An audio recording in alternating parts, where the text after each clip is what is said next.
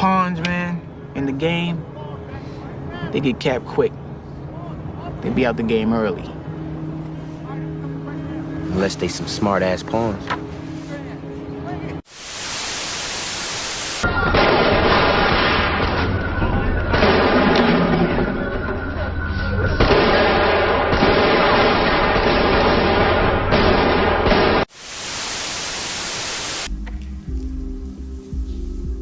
This is not meth.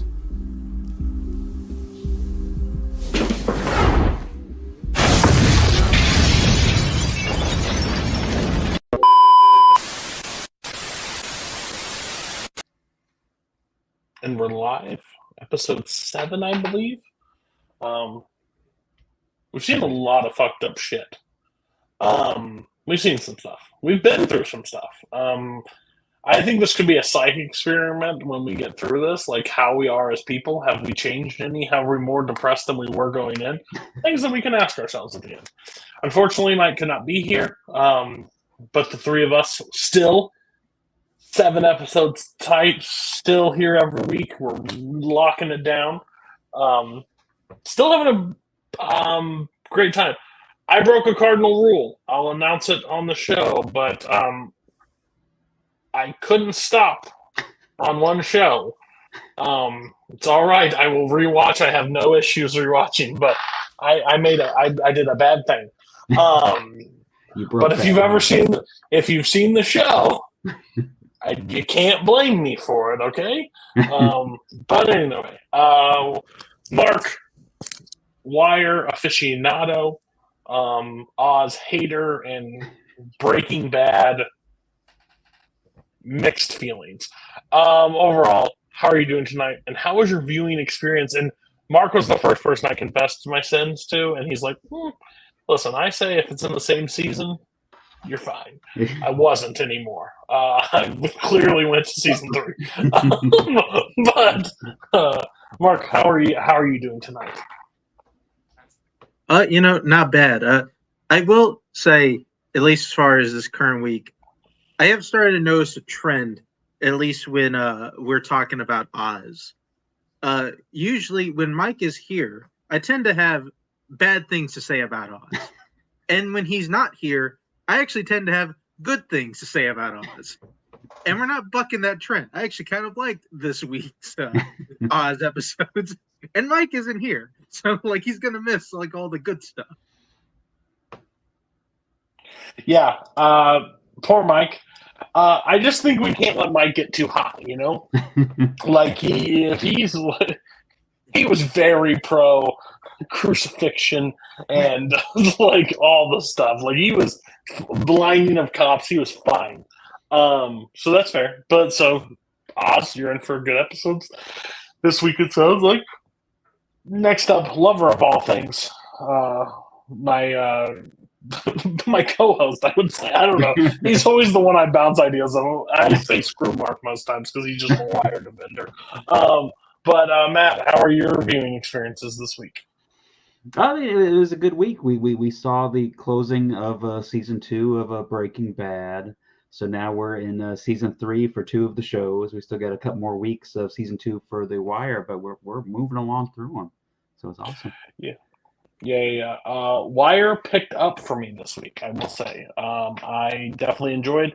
And if you don't know what episode I like the most from The Wire, you have not been listening to the other 6 episodes of the show, because there was one that I love more. Probably one of my favorite episodes of The Wire to this point. I would argue it's probably the best episode of the week for all these shows.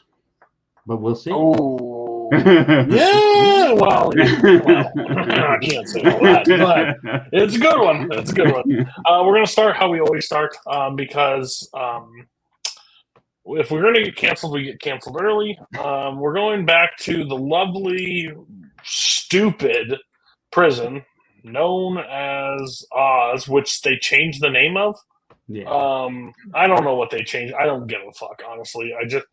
If you call it the name, you're a moron. It's called Oz. Just enjoy the Oz. again, love every synopsis that they ever do for the show. Emerald City is an experiment, and it's having troubles existing. What? No shit. But we've got some interesting things because this is the start of season 3 of the Oz. So we've had these groups; they've been in here for a little bit. Basically, how it pretty much opens. A lot of things that paid off from last episode. Beechard is getting out of the hospital. Schillinger, after they broke his bones, Alvarez is still in, solitary. He is not being fed by the guards because, duh, you blind one of them, they're probably not going to feed you that much. Which I think they think is like a shocking thing, but like you can't speak up and you can't say anything about it. But okay, you're doing it anyways. It doesn't really matter. Adebisi is getting back in the kitchen. I shouldn't do this. Matt does a really good job of this. I just refuse to do my job. Napa and the young kid. Wrangler, who now wants to be known as Bricks.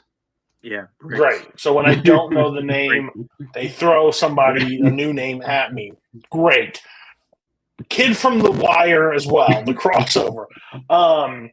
They're running the shop, basically. Adebisi wants to be back in the kitchen, and he's got like this new... he goes back to the kitchen. He doesn't want to stay in the kitchen, obviously. We find that out. But he's turned over a new leaf. He's like falling in line with Napa, and he's like... And Bricks is like, what the fuck, man? He's like, you ain't ever crossed me. Like, okay, sure. That BC's always been the most calm guy ever. He can't fake it at all. So that's interesting. So they want to do that. Keller Edward Scissorhands, also known as Beechard, has got long nails. They make a point to show out the long nails because it's going to pay off in a second. But Keller comes to the cell. They end up talking about it.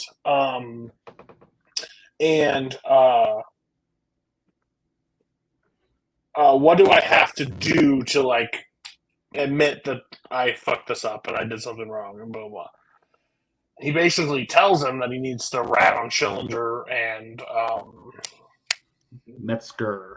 If he does that, then maybe he'll forgive him or whatever. So Keller, like, which is such a weird plot device. I understand, like, there's a point that they have to get them back on the side to make this story count, or it's just going to be the same shit. But, like, Keller just, like, hears that and goes, fuck it, I'm out. And then Metzger was like, he's like, I need to go to McManus. And then Metzger was like, what? What did he say? What did he say? Like, what did you tell him? And then carries him, which is hilarious. Everybody was apparently watching that fucking puppet show or something. No one fucking knows Miss anything. Sally. Don't you say nothing about Miss Sally. Everybody's watching fucking Miss Sally because no one sees Beechard and Metzger, this giant of an Aryan brotherhood, walk past. They go into this that never has been featured ever in Oz, like this one hallway.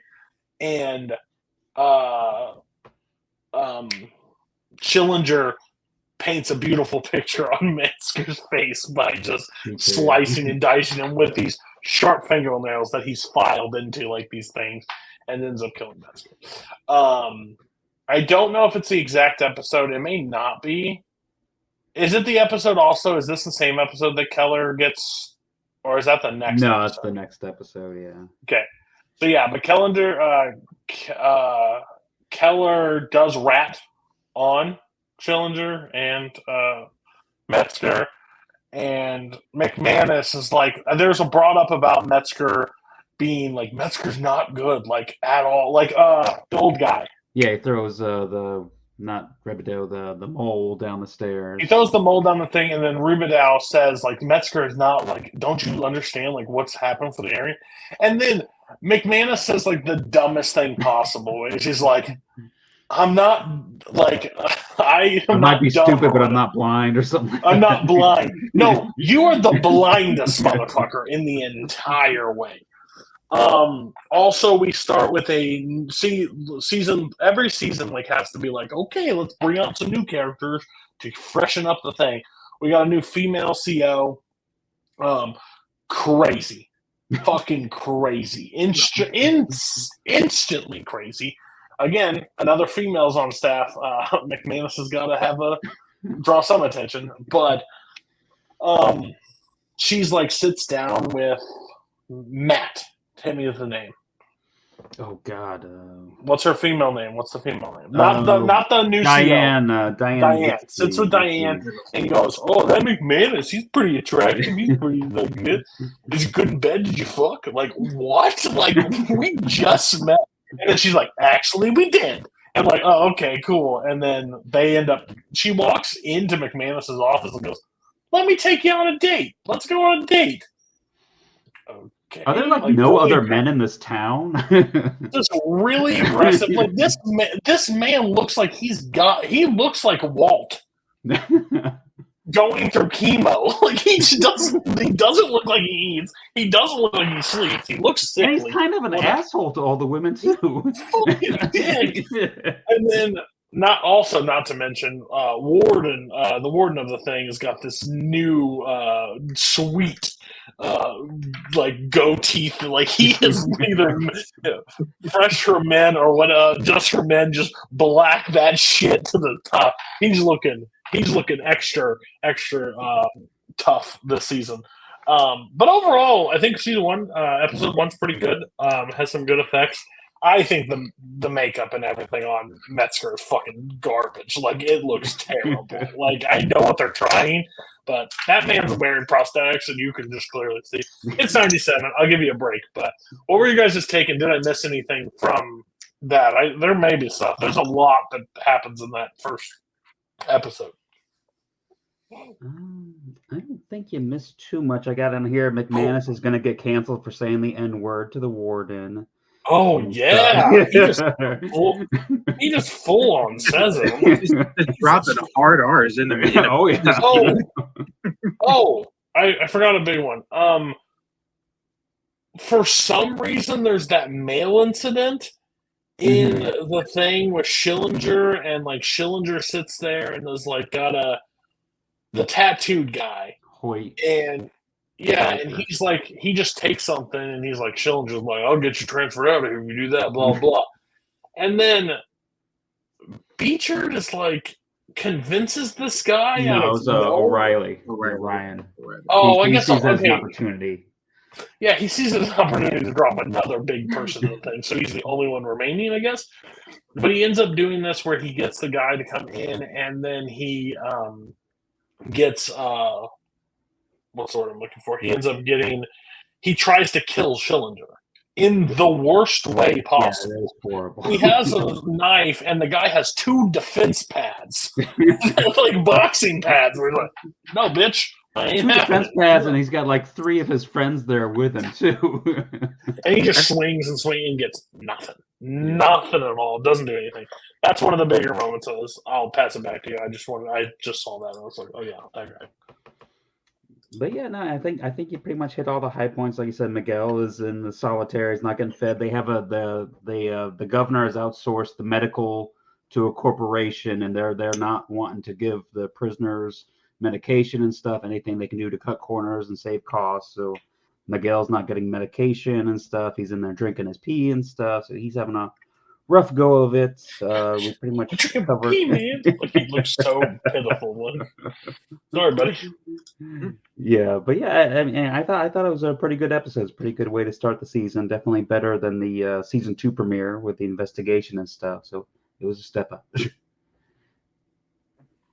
Mark? I mean, it is funny you mentioned that, but the season 2 premiere is Scott Ross still haunting us because I think that was the thing we didn't mention with the what's his name? Saeed was trying to get everybody in there to sue the prison. Lawsuit, yeah, and then you see he's got the hots for Scott Ross's sister, so or we're assuming so.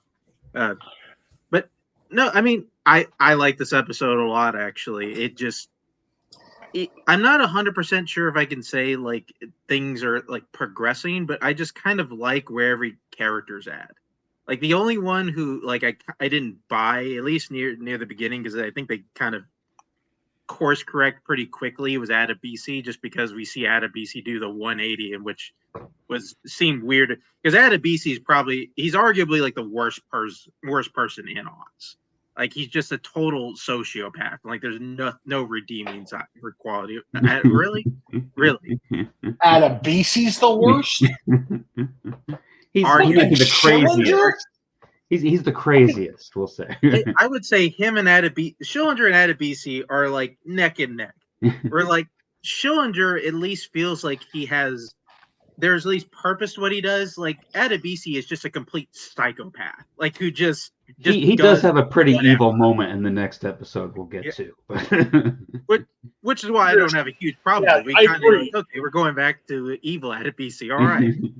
And because he did get clean in the solitary confinement, so he's not on the drugs currently. So Schillinger took Beechard night 1 from Adebisi and branded his ass because he's like, I don't want you with him. Like, well, I mean, night 2 with Adebisi probably wouldn't have been a lot better. I mean, Adebisi literally told him that night, like, "Hey, I won't fuck you tonight." He was gonna do it at some point. Schillinger branded him night 1. Like, I'm not saying it's going to be much better, but he might have had an opening. Okay. Kill count on that one, just the there was one kill, yeah. Yeah. Metzger is now dead.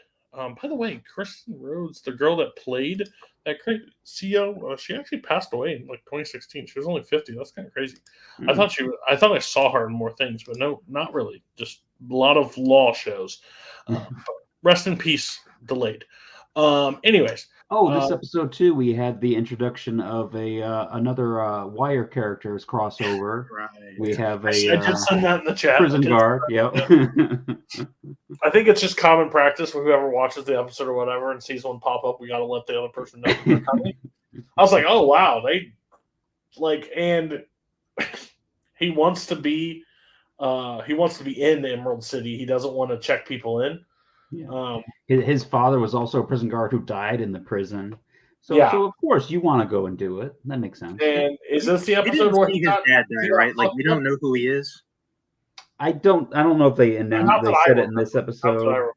Yeah. I don't remember a like standout that I don't think there's another like black CO that is like been featured.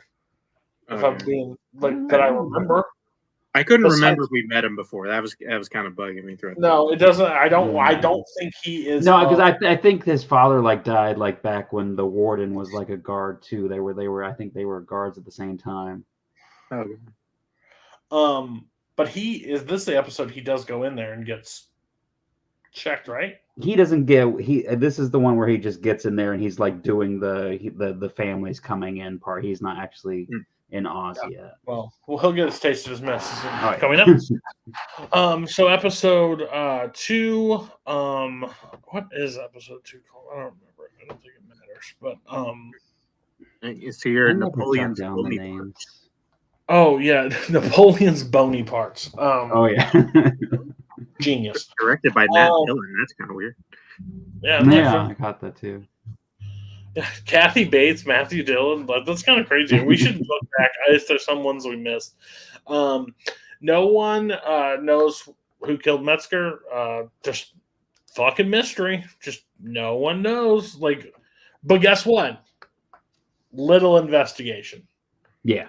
Not Ross. Still happening. Still happening. We have got to find out what happened to fucking Scott Ross.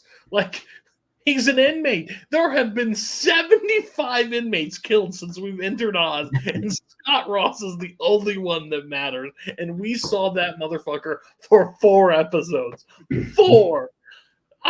I'm dumbfounded. Like I think Metzger was in more episodes, and we still bring. It's crazy.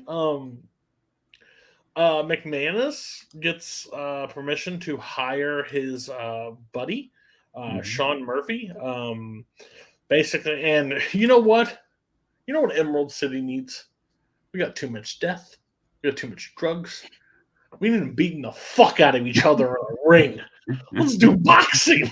Okay. But Cody, it worked in another prison. Why wouldn't it work here? You know what? That's worked in Emerald City since they opened the place. And you know what? We've got to try something. Boxing. Hill, there's a new inmate that we see. I'm trying to figure out what his name was. I don't think it matters much. Snake. Coil. Snake first gets the shit kicked out of him because he enters and Napa goes, "How can I trust him? I don't think I can trust him. Is there a way out on the?" He asked the question that he knows the answer. Is there a way out on the street that you guys test him? And sure. And they beat the fuck out of him, and he makes it through. Then he gets comfortable around Hill and Brooks, and sits there and is chatting and starts talking about this fucking crazy ass murder that he did where he shot a kid and raped this woman and killed her and blah blah blah. Hill has a conscience. He's moved on from escaping from Oz. Now he just wants to be an informant, I guess, for some fucking reason. The motherfucker's in a wheelchair in Oz. He's the worst person to do stuff because I don't know if you know it. He can only go a single floor. Didn't the last season end with him hiding in a coffin? Did I dream that? I was going to bring that up. The ending of season 2, he escaped. And then, we didn't see him at all episode 1. We just saw him, do the narration, and he was in the dark room. I thought I was going to get addressed. And then episode 2, he's back in the prison. What is going on here? Are they saying that was him dreaming or something? We did the number. We did the thing. It didn't make sense. We didn't know we were going to plan a new narrator. We couldn't figure it out, so we had to put him. We had to get him. It was a year apart. They assumed people would forget, and they didn't have binging back then. Because when we first see him in episode 2, I was like, "Did I miss the scene he got out of the box?" They didn't even address it either. Not even the inmate was like, "Wow, you're outside for 3 months. How was it?" I feel like I was watching a David Lynch movie that I just had to perceive that was a dream and not an actual thing that happened. He was like a guy in Shawshank who couldn't cut on the outside, so he snuck back in. But we don't get to see him. But I understand a lot of people being rats. Here's my thing. I think they make a weird decision for letting him be the one. Because wouldn't it make sense if O'Reilly is sitting around and O'Reilly hears this story and O'Reilly uses the information to sell this guy that means nothing? Why would the guy in the wheelchair that is bound to the first floor of Emerald City that can't do anything be told this information? And then McManus tells everybody, basically. Everybody knows that Hill ratted. It's so weird of a situation. I think it's just a weird plot because we have to throw Hill back in and act he's narrating the episode. You don't really have to give him a whole lot to do in the episode. Right. He can just be the conscience of the group. He can comment on stuff. He can struggle with his own shit, but he doesn't need to be the rat on the inside. I thought that was just a weird spot for me. I don't know how everybody else felt on that, but Adebisi wants to be moved to the AIDS ward because he doesn't feel like he wants to be around those type of people. Everybody thought, oh, okay, maybe. He's really changed. Yeah. He's changed. He wants to go to the AIDS ward. Not really. Because he ends up taking the blood of which, granted, I'll give you the craziness of Adebisi of the worst person. He walks by Napa, sticks Napa with the needle of the blood, gives him AIDS, which will later come out in the next episode. But overall, that was still holy shit. He Suge Knight him to Eazy-E. That was always the rumor. He did it to him. I was holy shit. Which is also, if I think about it, Not a shot in hell. Like, this is so mismanagement by everybody. We already know Oz is right. There should be no prisoners in the AIDS unit at all.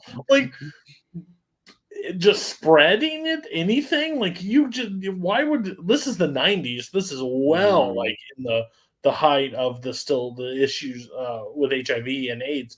So I thought that was crazy, but it seems very topical. Like they have to put that like something in there, and they're like, "Man, we crucified guy, we blinded a guy. Let's give somebody AIDS, see what that fucking does." Like they are just upping the craziness. What did I? McManus and Diane like have that conversation about fucking. Well, I think it's episode 2, right? Is she? Her mom dies. Her mom dies. Diane's comforted by McManus. As soon as it's over, new lady comes in and is like, "Are you still with her? Are you still together?" It's like, no, like her mom died. Like, what the fuck? Like, it's like, sorry, well, take me out to dinner tonight. And he's like, no, like, I'm not, I don't think that's a good idea anymore. It's like, you're too crazy for me. Like, why the fuck not? Because you're fucking crazy. Like, he's screaming at him. The windows are open, like, and make, like, Adabisa, like, the group is watching this all happen. She ends up, like, getting taken down on, like, the desk, and, like, they're fighting in the thing. It's like, fuck you, and they leave. Which is crazy. Like, she's like a crazy person. What else? This is why we have sexual harassment training in workplaces now.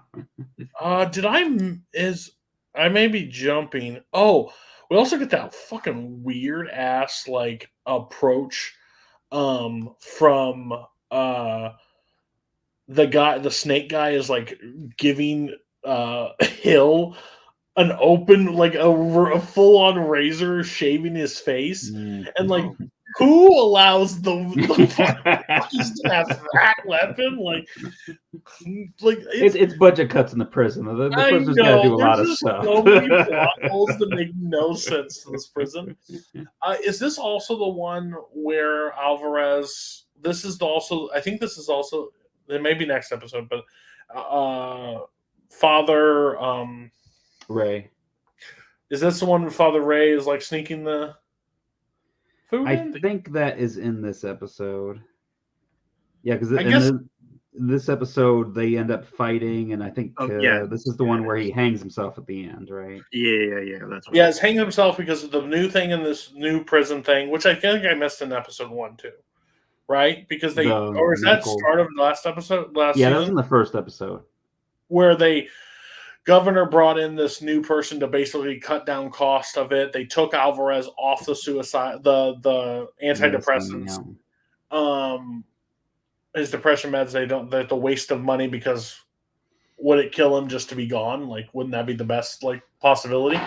Which nurse, no food, no water, no pills make Alvarez go crazy. What's the nurse's name? The doctor. Gloria. Dr. Nathan. Dr. Nathan. Yeah. Dr. Nathan is fighting with him basically with that whole thing, and he's going to determine who gets to stay and who gets to go. But he ends up trying to kill himself at the end of this episode, which I'm not going to talk about logistics of suicide. Man's dead. I don't care if you found him like however long.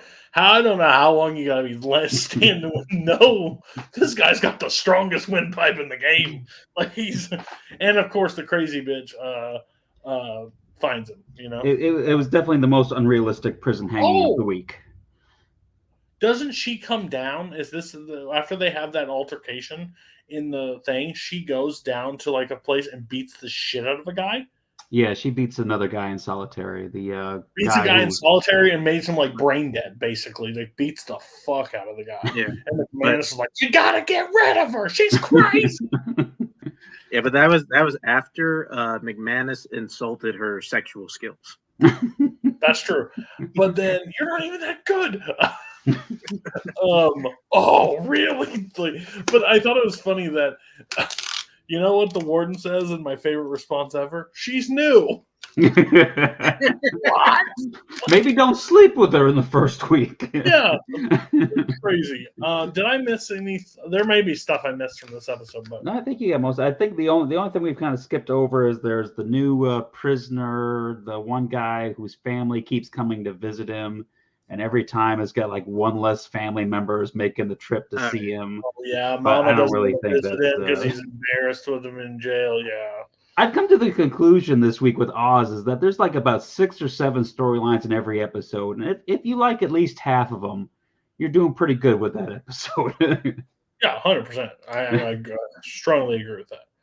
What were your guys' take on episode 2? I think it's down from episode 1, but I did enjoy it. I think the growth of certain characters, like I think the McManus Napa thing is fucking crazy. I think that's a interesting wrinkle. And I think this is also the episode 2 where Keller gets stabbed in the paper closet or whatever. Sorry, yeah. So the big thing is Keller gets stabbed. He's in the hospital.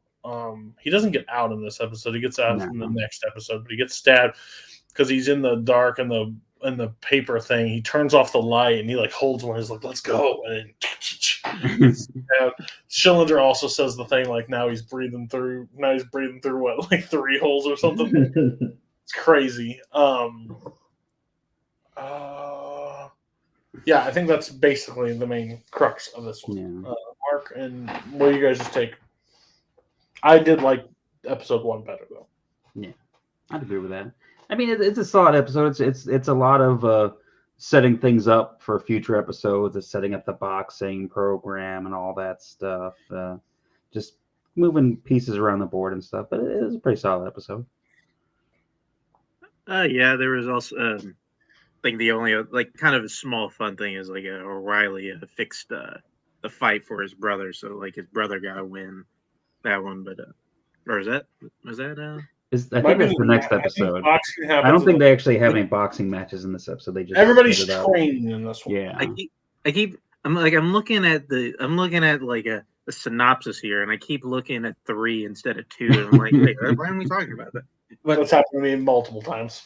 But I still, I kind of agree with what Matt just said. Of like, there's always like 7 to like 8 storylines happening every episode, and you kind of like half of them, you're doing all right. I mean, I've kind of felt like that for our entire duration of this show. Mm-hmm. I do think their average of at least starting out the season is a lot higher than it's been. Mm-hmm. I just kind of like what they're doing with every single one of these characters, or maybe I'm just kind of just been beaten down by Oz at this point. I'm just willing to accept it, but I'm enjoying my time with this show much more than I have been like in the last couple weeks. I think they're doing some good job, and like I just like at least the situations we're setting up with some of these characters. Mm-hmm.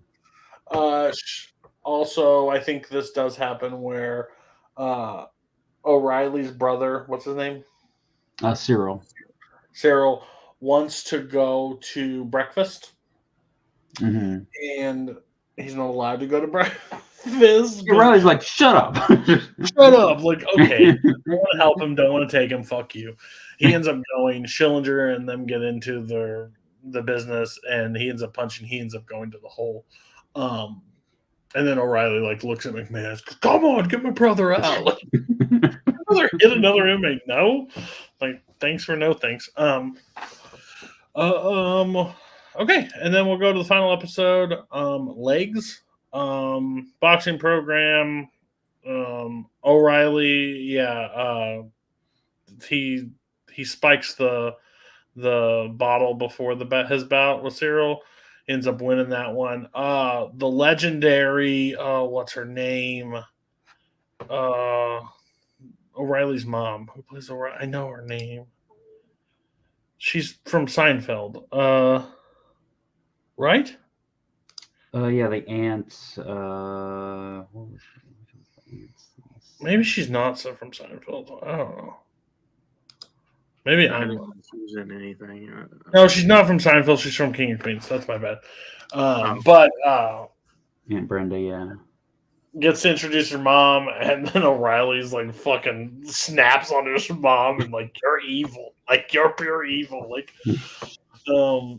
you ruined your brother because he basically does he need any more hits to the head is basically what she describes. Is like she's like, does he need to like get hit? Like, but doing it for O'Reilly basically. Um Rubidoux gets to meet his son and grandson. Yeah. He decides that that's a cute moment, I guess. I just don't care. Personally, like I have no connection to the son. Rubidoux's fine, but like the dude's, I just think him as the crazy old man, like in the group. Like he doesn't think it has anything big. I think the big crux of this one, especially, the fucking Rubidoux has diabetes and he needs to get his medicine. Nathan tells him like he has to go back up to this thing. The people are like, nope, didn't schedule it, can't do it. Fucking passes out. He ends up in the hospital. After he passes up into the hospital, he decides that, oh yeah, I want to go see them now. I want to see my kids because he may not have long. So he ends up doing that. And then I think the biggest part of it, Napa finds out he has HIV and he's moved to a different cell block. He has to get out. And that, like, I just love when he looks at Nathan and goes, your test is wrong. I don't have it. I'm supposed to run it again. Like, sorry, man, you do. You are positive. Which, again, I don't know how dumb you have to be, but he gets moved to the AIDS ward. You know he gets moved to the AIDS ward because everybody knows where everybody works in the damn place. He walks past you and you go, oh, did you stick me? Like, no. And then you pinch me? What's going on? And then he has AIDS. You don't have to be Albert Einstein to figure out what the situation was, but buddy, he did it to you. Like he gave you AIDS. That's just what ended up happening. What else happened? This one also had the meetings with like the heads of the different groups talking about they need to protect Hill from the one guy, and Napa's like, "Oh, I got that covered," and they just have him killed. Yeah, crazy. And I think this is also the one where the prison guard from The Wire is actually sent into Oz City, and he kind of freezes up during a fight breaking out.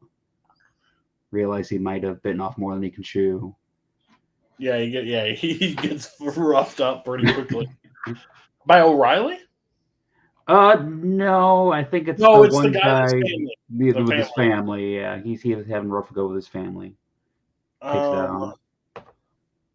And I think the end of this episode is Schillinger's son is arrested, and he comes into. And then Beechard is just smiling from ear to ear when he walks past. Also this episode, Nathan fights back because he's found dead. Alvarez is found dead. He ends up fighting back with him, basically saying like, you're not doing your fucking job. He says, well, we'll take this as your 2 weeks notice. Like you're done. They end up like going to the press about like this situation and interviewing and like, you'll be gone soon or whatever. The governor shows up, talks to her, goes, you get to keep your job. We're shipping him out. He won't be a part of because he had like this pass. Back alley abortion passed or something like that. Back alley abortion is what his man was doing. And they don't know how that he snuck through the system. But he did. Of all the things that if guards and stuff have snuck through the system, it's the guy with the back alley abortions. Like, whoa, how did this happen? Whoa, like crazy. But they did manage to save Alvarez, though. I know he's one of your favorite characters, Cody, so it's okay. He has the strongest windpipe in the game. Can survive a hanging. Boxing, the boxing matches are happening. Don't care. There's a new guy introduced. Who is that guy? Another guy comes in. He's wearing like a suit. Oh God, I don't remember. But anyways, you guys can talk about episode 3. Why I looked this up. I mean, yeah, it's another. It's a good episode overall. I think there's enough good outweighs the bad. The box thing I know is going to get more interesting as the season goes on. I It's think not the their thing. theme though. I think the thing that's worrying me about Oz is I know that with the other two shows, they have seasons 3 and season 4 coming up, which are arguably some of the best seasons of television, period. But Oz, I don't remember what the rest of the season. I know there are great moments coming up, but I don't know if there's great seasons coming up. So I know if Mike was here, he would have the answer for that. But so it's gonna be interesting to see as we keep going through this. Yeah, I think it's. I'm very not saying that we again peek behind the curtain while we were deciding these shows. There wasn't really any rhyme or reason that we put these 3 shows together. I've always wanted to talk about Breaking Bad, The Wire. I think Breaking Bad and Wire are considered 2 of the greatest shows in TV history. And I think me and Mike have always talked about the Oz because of how crazy the show is, that we wanted to talk about it on the call. Right.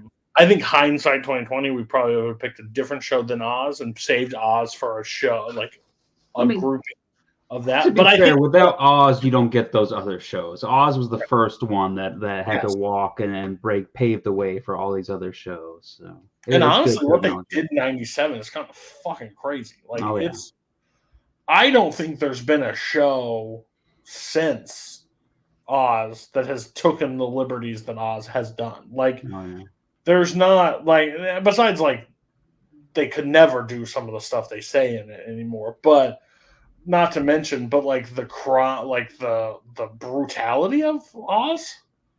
I don't know of a show off the top of my head that has that level of real life, right?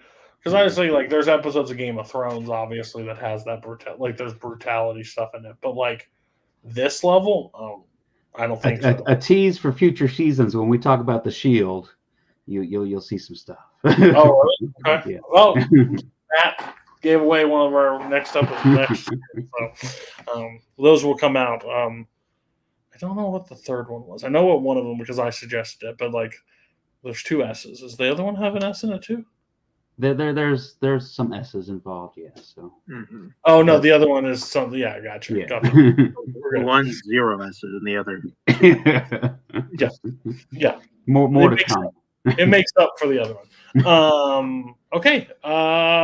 Anything else from this episode? No, I mean, listen, these 3 episodes that were good. High praise from Mark on the Oz. Yeah, I've had more fun with this show. It's probably the most fun I've had with the show probably since we started talking about it. I like where they're going. I like where they're going with it. I think they're setting up some interesting stuff, and I just think overall, I think this show's been the most interesting it's been since it started. Oh yeah, season 3 is definitely pretty solid so far. Yeah. And again, I think it's really interesting because what we're going to have to do in future episode, future, with comparing the other 2. I know what one of these I don't have any clue. Wire I have nothing, but I know where Breaking Bad sits, and I don't know how long those episodes could go. There's a lot to unpack in a lot of these episodes. So, speaking of that, we'll go to The Wire. Thoughts of The Wire. I just want to get this out of the way. I did not like episode 4. I don't know if I was supposed to. I don't know if I'm missing something. I feel like we were still in the setup phase, which is fine. I have no issue with setups. That's not my problem. But it's the Avengers are assembling. I get that. They're all coming from their surrounding parts and coming together in this one. Rawls makes it very clear that Jimmy is not joining the group. He will either drown or die on that boat. He is not getting off. Let me look so I don't miss anything. It basically starts with the guy from the dockyard. I want to say something up front. I don't know how many. I think the answer is 0, but I don't know how many dicks were featured in season 1 of The Wire. I think the answer was 0. We are way up on the dick count in this season. Like, I whatever. It's just that's something. I just that's just that character. I think Ziggy just constantly has to let everyone know he's got the biggest dick in the room, both literally and metaphorically. So that's just his character. I hate him. But anyways, Frank is sitting there saying he's facing increasing pressure from the dead girls found in the shipping yard, and it's being brought to his thing. We know that it's going to Rawls's district. They are in charge of the dead girls in the thing. Ziggy shows up, gets basically he's talking to his dad at is that his dad? Is Ziggy Frank's? Are they related? Yeah, Frank and Ziggy are. Yeah, that's okay. Just making sure. They're troublesome. Talking at the dock or the water, like having that heart to heart, basically about it. Like he's low on money. Nick, though, yeah. What? That was Nick and Frank at the beginning. Are you talking about the beginning of the episode? Yeah. Yes. Yeah. Okay, that's Nick. Yeah, that was Nick. Okay. Other white kid. Sorry. The non-screw up one. The non-screw up. He's having money trouble. And Frank is like, why don't you just come talk to me? He goes, oh yeah, a lot of fucking money's coming through the Frank thing, and they end up having a little bit of anger. Avon is in jail. He's looking to make some deals inside prison to lower his sentencing. Because of the hot shots, yeah. Yeah. He's a blower in his sentencing. He's trying to get D'Angelo with him to take some years off both of their lives. Lieutenant and everybody is basically going over. He's building the team to come over to old guys thing to investigate, like to do the work. Frank, yeah. Female officer, never can remember her name. She's really good, but he wants her basically to join the group, but like, Female, yeah, wife is not, girlfriend's not having any of that, not really enjoying any of that idea. Say what? Almost died, yeah. Yeah, almost died. She doesn't understand the bullet holes in her that matters.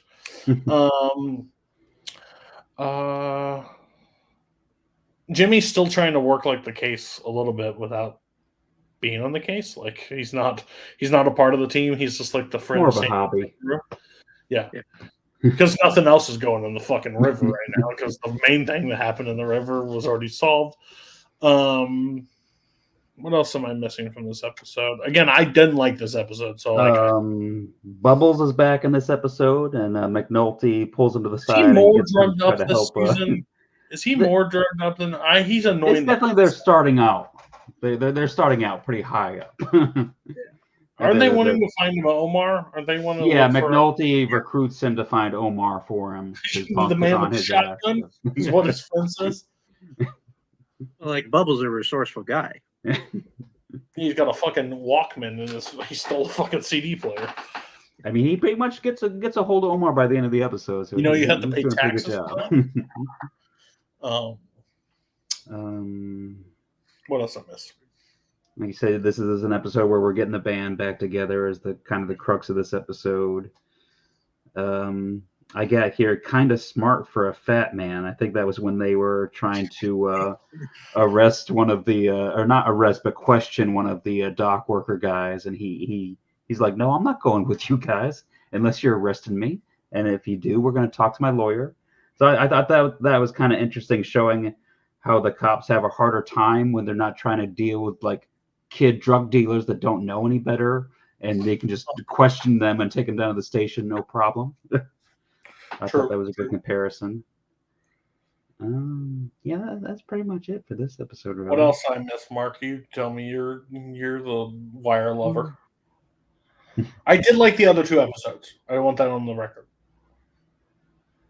I mean, I think we covered most of the big stuff. I think the only other kind of thing I got here is McNulty and his wife are kind of trying to figure.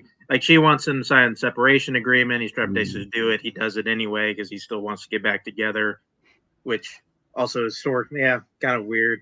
He's got he's what he's doing with that the dead girl. He's trying to find her family. Really, just trying to find some way to kind of be a cop again, which really kind of crux of what he's doing.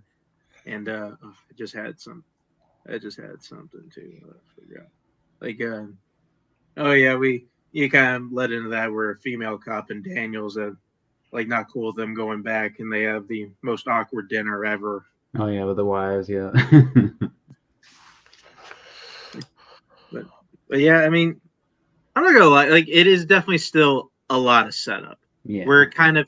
We are building the blocks to get into the main crux of things. I think the thing I always kind of do like at least about this Doc story, kind of go just a kind of from a juxtaposition of last season, where I feel like from season 1, as we're following all the corner boys and everybody kind of working the projects, we did kind of get a sense of this is just kind of life for them. They're just kind of going into this because this is what we're supposed to do.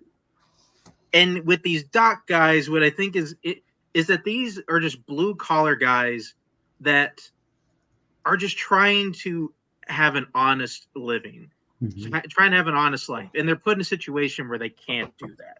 And we just kind of feel the desperation off of them the entire series, which just honestly is kind of soul sucking the further along we get into the season. Yeah, I don't know, and I don't think I would be this way because it sounds very counter, like what I'm talking myself into something different than what I want. Because I'm like, oh, this first 4 episodes are slow and they're building and blah blah blah. But I want like cases to last longer, but I'm tired of slow build. So I don't know what I want. Maybe I'm just never going to be happy. But again, they're introducing new characters, which I am enjoying some of the new characters. Like, I enjoy Frank. I think Frank's a very good person to add to this group. I kind of like him more than some of the group from the last one, of Avon and I mean, I like Stringer and stuff. Like, those are fine. So episode 2 basically starts with still shit's happening with Frank. We get Method Man in this one. Method Man starts. The best part of this episode is Method Man kicking Ziggy's ass. Kicking Ziggy's ass, like beating Ziggy's ass. Like, it's great. Nick is in trouble basically because he's in money with Method Man. Basically, I don't know Method Man's name from the show. Even if you tell me, it's going to be Method Man. So yeah, it's going to be Method Man. You usually be calling him. So, and then Ziggy, I think Ziggy shows his dick in this one. Like cool, just taking a picture of it in a fucking bar for some reason. And then, MVP of the show, I don't know her name. She probably doesn't have a name. It's a bartender from this bar that every time, oh, Ziggy, damn it, just like mad as hell because his dick's out again. Stringer still, he's trying to maintain the control of the group, but they're like struggling with supplies and everything that's happening, and they don't have like fit people to like run it anymore because all of them are in jail. So he's struggling with that. Bodie is sent to Philadelphia to acquire the new drug supply. The network reach out. I don't know why I wrote that. Maybe does that happen? I have no idea. I just wrote a bunch of shit down. Huh? That was a while ago. That was episode. Yeah, I think that was like the first episode. Well, why is that in my season? Well, I don't know. Okay, maybe he's still there. Is he still? Is he back? Yeah, he's been back. Why? I think they're still dealing with like fallout of that, but maybe I left that in my notes from when I cut this out. Jimmy. This is when Jimmy. Is this the episode when Jimmy goes down to the prison with the other girls and like hands out the Yeah, he talks with the other pictures girls trying and to tries to find get out some information. tries to get information. Does he get anything from that? No. No. That's what I thought. Like, I don't think they're still unidentified. They still don't know who is behind, like who these women are. Like, they still don't have a whole lot of things. This is also the time where Frank is going through like how the shipyard, like how the system that they use, right? They take them through the like how it all works, so they Yeah, come tracking in, the crates and everything, and how it doesn't which always work well. older black guy from he's been in the show. He's the best Lester cop. Freeman. Yeah. Yes, he's just like, oh, we'll find. Like, you just see the face on his face, like, oh, yeah, we'll get to the bottom of this shit. Still surprised that Perez gets to freely move around. That sounds like a bad idea. I don't care what he is. He has not proven himself to be good out on the streets of any kind. Hasn't done anything dumb yet, but he's battling with Ziggy for dumbest character in The Wire. Which Ziggy is leading by a great margin right now. I just want that on the record.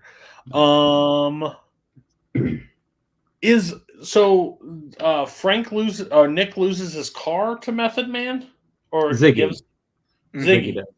Yeah, because he stole his car at the beginning. Ziggy and Nick, two different people. Yeah. Fuck.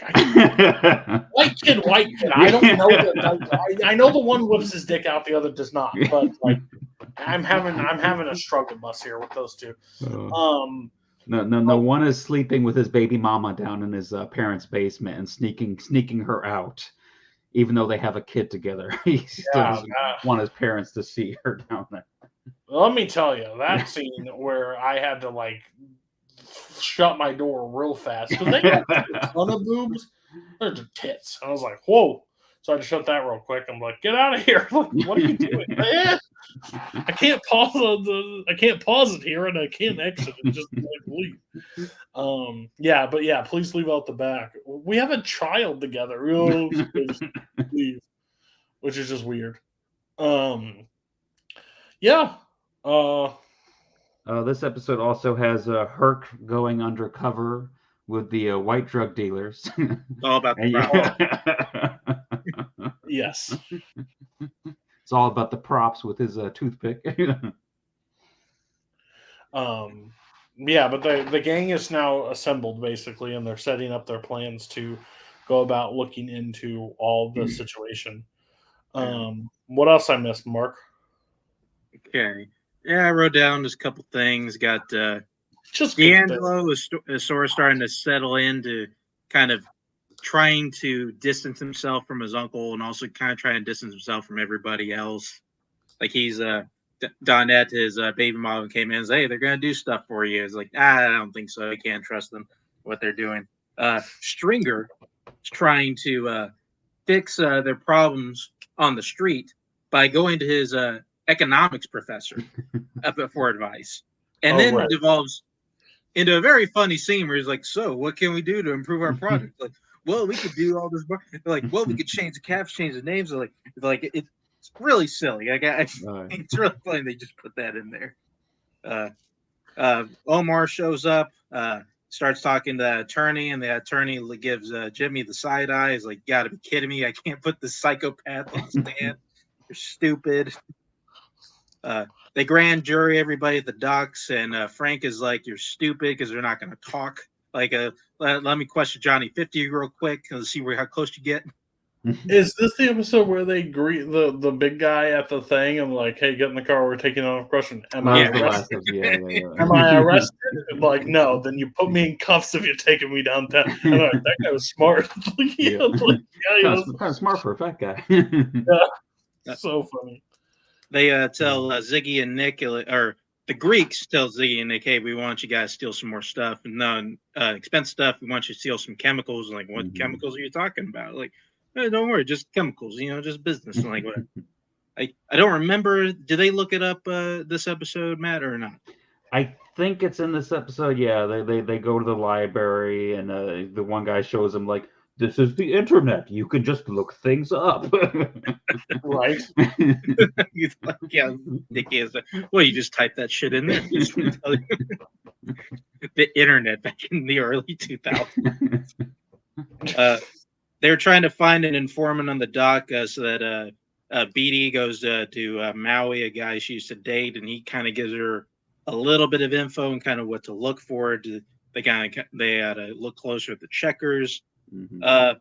Method, I don't remember we said that, but Method Man or Cheese is met up with Nikki at the end, and we see Method Man's burned Ziggy's car. So Ziggy's now out of car.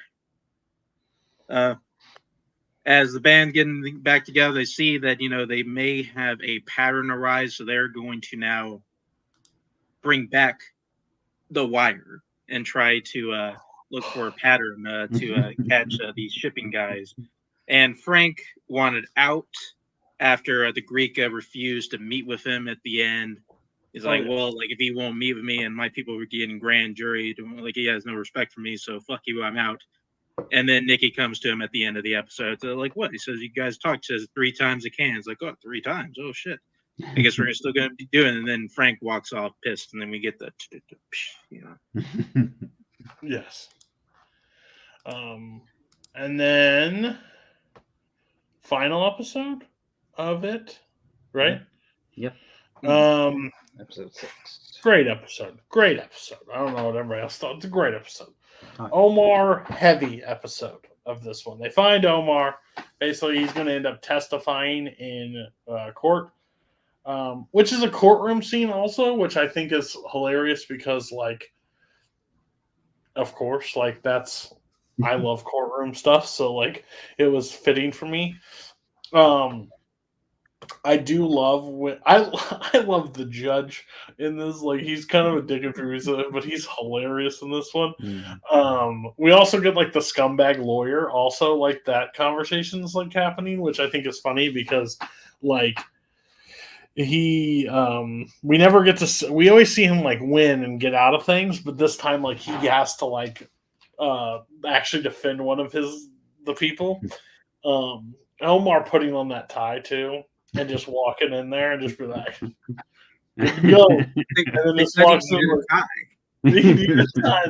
there. And then they like basically sit him through one of the greatest like interrogations like ever. And he's like, what do you do for a living? Living, occupation. What? I steal from the drug dealers. Like basically just like lets him all the things that he does. We had a disagreement. He thought he should keep his cocaine and money. I thought otherwise. And then, like, there's a part where I'm jumping to like the basically end of it, but like he sits there and he says like the lawyer's trying to get him on like all the stuff that he's done, like all the bad things. Mm-hmm. He's like, you're the part of the problem. Like you're just this poor community. Is like, same with you, man. Yeah. And there's like, what? It's like, yeah, I may have the shotgun, but you have the briefcase. And like he looks at the judge for like help, and the judge is like, what? He said, is he lying? Yeah, so it's like such a cool like part that ended up happening. What else? I know there's something that happens with this is also the one where Nick.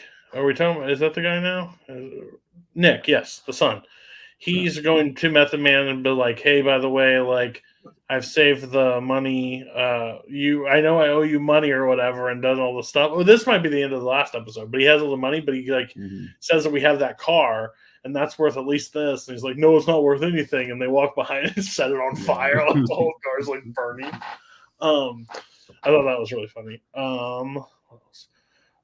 Big part of this episode too is D'Angelo like goes back into his cell, gets rid of the drugs, dumps that down, but then gets. I mean, I don't want to jump, but like gets jumped and strangled. By the way, that is one of the worst pass outs I've ever seen in TV history. We're not going to say that's good. That looks good. That looks bad.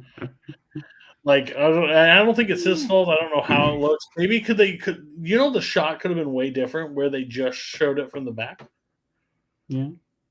But you want to see the face. You want to No, see you the life don't. draining You out can of see his that and then face. switch to it so it falls where it doesn't have to look like. Looks like Rob Schneider and Big Daddy when he gets put in the sleeper hole from Sonny Cove. Like, what are we doing? But he gets put in, and then like the setup where makes it look like he hung himself. Yeah. But a terrible hanging, like on the lowest level of the doorknob. Like, who hangs themselves like that? Like, I can't find anything higher. I have to. Well, I mean, you don't have a lot of options in prison, and he's already kind of short. Why don't they just shake him? Well, they're trying to make it look like a suicide. But they didn't kill him. Crazy. Nick also meets with the Greeks. Yep. Near the end of the episode, taking they want half half in money, half in drugs. Is that what I? Yeah, they got the chemicals for him and the payment. They were going to do half in the money and half in the drugs that they can then go and sell themselves, make more money. Yeah, because he needs money to exist in this lifetime. Yeah. And they also get with the Greeks and Prop Joe to kind of help them with their Method Man problem. Yes, it's true. What else did I miss from this episode? McNulty had that big date. You know. Oh yeah. That went well and then poorly. You know, pretty good. Yeah. I went to the real estate agent while the lady's talking and undressed a mannequin in front of them all. They just walked by this thing that clearly had a top on it at one point. No longer has a top. They're all attending the criminal case. He gets convicted of first-degree murder. He asks because he thinks the guy's from perjury. He thinks Omar was perjured on the stand, so he wants to get put on a bail to be out to fight it. He's like, fight it? What? You've been convicted of a crime. Like, no, there will be no bail. He walks past and he runs into Omar, and Omar like flashes the thing at him, and he's like, oh, "Come down to me." Calm down, like calm down, like you'll be fine, buddy. Like serve that time, Bird. Serve that time. Omar got a nice little get out of jail free card. Get out of jail free card for anything up to aggravated assault. Sure, come on, handy. yeah. Tomorrow. They typed in the crate. With the missing girls, it never showed up, and they said the thing it only shows it could knock out from like the wind or the lightning or whatever. So they're like, okay. I don't have anything else. There was a scene where Kima went and talked to Shardine, who is now living with Lester, and he's helping her go through nursing school. So she had a good turnaround from the first season. Yes. And then she put Kima on to somebody at one of the clubs to talk about the human trafficking of the girls. So she got a little bit of information on how that works out. And her girlfriend goes with him and is like, yeah, I wouldn't trust you. This club. We got that. I put on here Ziggy, just a dumbass. He's sitting there in the bar with all these guys that are like struggling for money and out of work, and he's sitting there burning $100 bill. It's arguably the most hateable thing any character does this entire week. Yeah. Entirely the most hateable thing, arguably. In The Wire? Yeah. I go for all shows, honestly. Come on. No. Come on. There's literally episode 12 of Breaking Bad where he does one of the most despicable things possible. Pretty much. Come on. And it's like that. That's crazy. We'll defend him when we get to that episode. I would love to hear that. He might die. Well, yeah, D'Angelo kind of does. Yeah, big one. He's not dead. Is he dead? He's dead. What? You didn't get? He's dead. What? Are you serious? No fucking way. Guys. Yeah, he's dead. Guys. Then that's even worse. That's even worse. He doesn't look dead at all. He's not breathing. Like his I thought he face- passed out. He You passes can out, die and then he, from then he puts the broke noose his on him neck. and Hold on. hooks him up to the Hold on. door. You can So he's die not gonna be from found. strangulation in 10 seconds, and Alvarez hung all night. and I don't didn't think die? he's dead at that moment, but he puts the noose on him and then leaves him there, and no one's going to find him anytime soon. So, But it's not tight. I mean, once he like closes the door, it That's like listen, tightens up. you guys cannot defend this. I mean, it could have been done a little bit better, but yeah, They could have shanked him. Why did he die? they weren't because they're that's trying to not make like a because they're suicide. doing that kind of without Avon's blessing. I mean, he kind of he says he wouldn't be Yeah, 'cause upset he's if all something happens, but he didn't. That's why Stringer goes with somebody outside of their group. So he is actually dead. Yes. Yeah. That's fucking wild. Fucking wild. I mean, he That might has, be like, that might want to be the worst moment of any of these shows at this moment for me. oh, it wasn't man, even- what are you talking about? It wasn't even who Well, I hangs think that the Oz kind of Please. messed it up for you after Alvarez was hanging there probably for hours. Wrong and he's episode fine. who hangs themselves from a doorknob? What? I mean, You're laying on the ground. You can't hang yourself. Your feet I mean, have to be a straight. people accidentally hang themselves in closets all the time. That's up. My closet sitting right here is at least 6 where the thing is.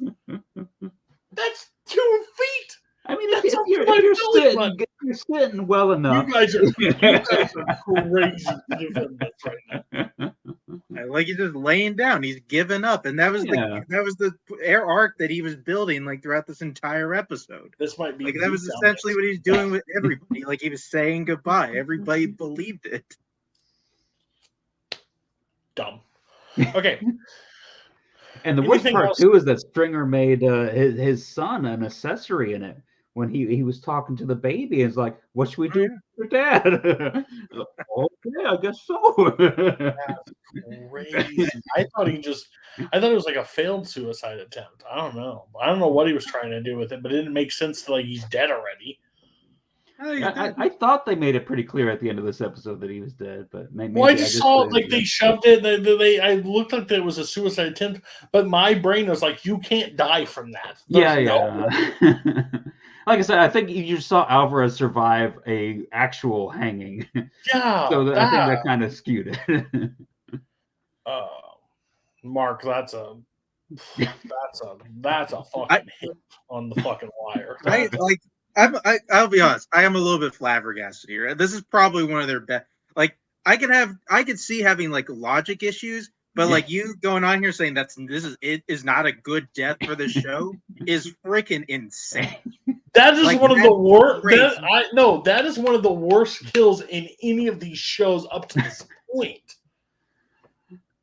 A no guy that we do not know kills D'Angelo after everything he went through, and when he stood against Avon and then convinced. Well, don't think of it as a no ends up guy dying. killing it. Think of it pretty much as Stringer doing it. Yeah. Well, that's fine, but he ends up going out by a 10-second hold against the throat, passes out, looks terrible, and then puts a belt around him and puts him on the doorknob and says, puts his hands in his pocket and goes, that's how he kills. Nobody gets hung from a 2-foot rope.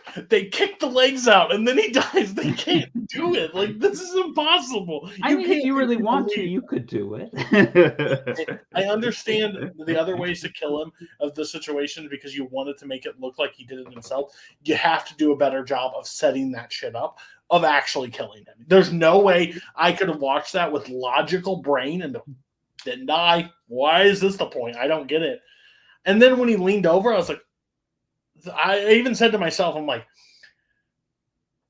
There's no fucking way he's dead right now. If this is death, I'm done. This is dumb. And you guys just proved my point live on the show. That's great. Glad we're here. And you saying that's one of the best, Mark, this show is going to be one of the worst shows ever made. This is going to be one of the worst shows ever made. It's one of the best just because, like, D'Angelo's character comes to, like, the most logical conclusion we have in this one. The Wire realized that he has kind of nowhere to go as a character. Like, it's over. It's done. Then he shouldn't have ratted. So then, no, if he had a great character arc, then he shouldn't have turned on. He should have kept turned on Avon and then died for his cause out on the streets. That's what he should have done.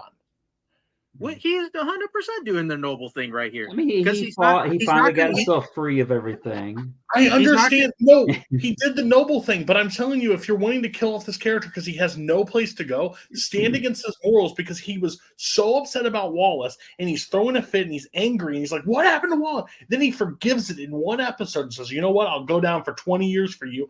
And then we're going to kill him off in the third episode or the sixth episode. That wasn't more forgiving. That was more just as far as protecting his mom and his baby mama. I'm saying if he stood by his morals and did the thing, and Stringer shot him out on the street, I think that would have been more better because he was always like the guy that's not supposed to be in this area and good. And then when he stood up for something because Wallace got took and then he gets taken, I think that would have been better versus a guy taking him out that has no ties to any of the shit we saw from season one. See, like, I disagree. Listen, I disagree with that. Just because I disagree with that, I can tell. Mainly because, like, D'Angelo's made the decision to just be apart from everybody. He doesn't want to be a part of the schemes. He doesn't want to be a part of the game. He doesn't want even any help with the years. He's like, listen, I'm going to do my time, but that's it. Like, we're done. Like, I just want to be out. I just want to be out. I want to be out of the game and just start a new life. Mm-hmm. And we believe that through every decision that he makes because he pushes away everybody and he's 100% out. And then Stringer kills him anyway because he thinks he might rat, which is really neat. I think it's a really neat way to use D'Angelo's death because that 100% is going to come into effect later. If that was anyone other than Avon's nephew there, he wouldn't have even made it to jail. He would have got killed before he even got into jail. And kill him in a different way, not a shitty way. That is one of the shittiest ways to kill. Like, cinematically, it looks terrible. I want that on the right. It looks bad. Better. I'll give you that. But I want that on the record. Okay, he's dead. Great. Didn't know that. Now just fucking confused. But we'll move. We'll press on. Anybody else die? Nope. That was it for this episode. Yeah. Okay. So well, I think that was the only death for all of The Wire this week. I think for the sake of this show, for the sake of the kill counts, there's something that's going to happen in this next few episodes of Breaking Bad. We're just going to put the asterisk next to it. We'll keep a running total, but we're going to take out a massive part of this because it is no contest anymore, and it will never be a contest. They basically have to kill everybody in The Wire and Oz right now that's a main group to matter. It won't matter. So, Breaking Bad Season 2, Episode 11 opens. I think this is what I was referring to last week when we talked of like one of the best like openings of a show ever. Combo's on the street corner selling drugs. One of Jesse's friends, the lower one of his Skinny Pete, Badger Combo. He's the big guy of the group. He ends up on the street corner. Two guys pull up in a car. He ends up like showing a gun to him and like, get the fuck out of here. Little kid comes around him circling on the bike. They're having a square off. He ends up calling Skinny Pete and says, hey, I need somebody down here. There's two guys staring at me. He turns around and the kid has the gun, shoots him, kills him. They drive away. Jesse calls Walt numerous times in the process to let him know, Walt being Walt, who's Combo? You did not say that. You did not just say that to me, basically. Pissed off at that, just having to deal with that. Jesse and Jane's relationships are speeding up. They are now using together. Jesse did try to tell her to go. Yes. He did try to spare her of that. He did. He asked her to leave because he wants to use, and she's like, "You can just go to a meeting with me." And he's like, "No, I'm not going to fucking meeting. I'm doing fucking meth. So you can either please leave." She ends up doing it with him, and they end up like spiking in this relationship. They end up doing heroin later on. Like they upgrade the shit mixed with meth. They go full out. Saul, She's a bad influence. bad influence. Yeah, she pulled that spoon out real fucking. Hey, meth. If we're going in, we might as well go all in. You want to fly? You want to see some shit? Let's see some shit. All right. She built it the way I order pizza. That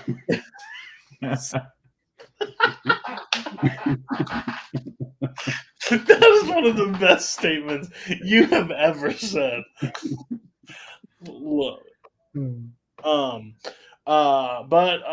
Basically, Walt is flipping out because of overall Combo's death and saying, like, we need something, we have to do something different because, like, and we're not getting involved with the Tuco again, like, we can't do that. And he's like, let me call the guy, I got a guy. How much do you got? 39 pounds. I was like, fuck, okay. Let's figure that shit out. He tells him to meet at Los Pollos Hermanos as the cover for the Drug Empire. I love this introduction. Like, I absolutely love it. Walt is sitting there. He's dealing with it at the restaurant. Jesse shows up late to the meeting. He basically leaves the meeting before it. Walt sits there the entire time. No one, people come up to him, like they work at the restaurant. They're all fine. No one's having any real interactions with him. All of a sudden, he leaves. He calls Saul. And he's like, "What the fuck? I sat there for 2 hours in the thing." Well, I heard the guy. Mike says he doesn't want to work with you. He doesn't feel comfortable working. Like, what the fuck? I didn't even meet with anybody. Like, what are you talking about? Like, that doesn't make any sense. Like, that's bullshit. Well, hold on. I don't know if it's this episode where he ends up meeting. He does meet with. He goes back. He goes back. He sits there and he sits down and he's like waits and Gus. We meet Gus Fring for the first time, which is arguably one of the best characters in like TV history. But he sits there and he's like, "I believe you give me 5 minutes of your time." And Gus has a very good interaction because he's like, "Oh, what can I do for you? I think you have the wrong guy." He's like, "No, sit down with me." He sits down and like Gus is like, "You work with a drug addict. He's late. I don't trust you. You never trust a drug addict, blah, blah, blah." Walt basically says, "I have 39 pounds of meth. You can have it. It's the best on the market. You will never have to work with Jesse. You can only work with me. Do a deal with me." Gus gets up and goes, Walt goes, "Well, I hear from you?" And he's like, "I have your numbers." And like leaves, like just goes, which I think is just the transition from Gus, the friendly Los Hermanos manager, to when he just flips that switch. And he's that's one of the it's cinema. It's absolute, just like the greatest, like one of the greatest. It's Jekyll and Hyde, but his facial expression doesn't change. Yeah. Well, like it does. Like he's more peppy, but he is voice when goes he down is a little Gus. bit, When he is actually Gus Fring, and that face does not move, and he just says becomes the Terminator. Yeah, he is literally T2. The other, or not whatever the guy is. Yeah. That's why I don't play trivia. Skylar continues her job. She realized that there's tax fraud and it's deep and there's so much shit that's going on. Crazy. You know, I'm not going to jump ahead because we don't jump ahead on this show, but Skylar has a real problem with some illegal activity, but not okay with other illegal activities. So, fuck Skylar. No shocker there for me. Sometimes they're more victimless than others. Yeah. This is white collar crime. This is just such a Skylar Defender show, and basically, all that shit happens, and then,